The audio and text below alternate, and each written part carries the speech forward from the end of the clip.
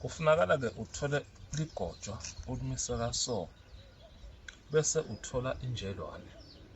Wenzani lapho?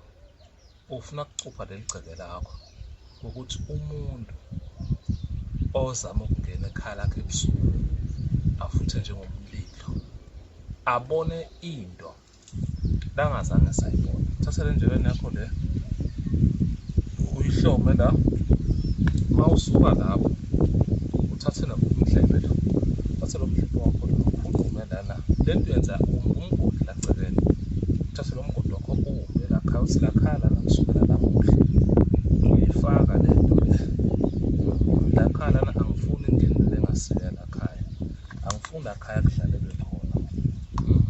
Angisiwe kudlala phela mina, angisiwe kudlala mina lakhaya, angifuni kuphinde kudlalelwe khona ebusuku nasemini. Uyikhulumise le nto, uyikhulumise bese emva kwalapho usuyayiphakamisa.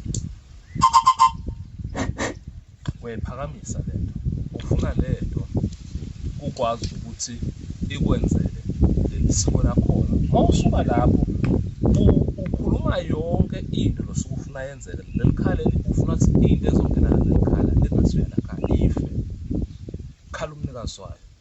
Mabase bathumela isikhova sifike sife lakhaya, mabase bathumela leso silaba sifike sife, mabase bathumela ideology ungabuyeli emuva.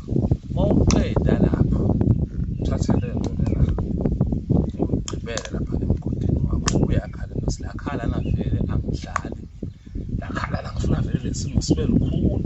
Bese le nto yakho usuyayifaka ngaso, wayifaka ngaso, usuyawuvusa lapha.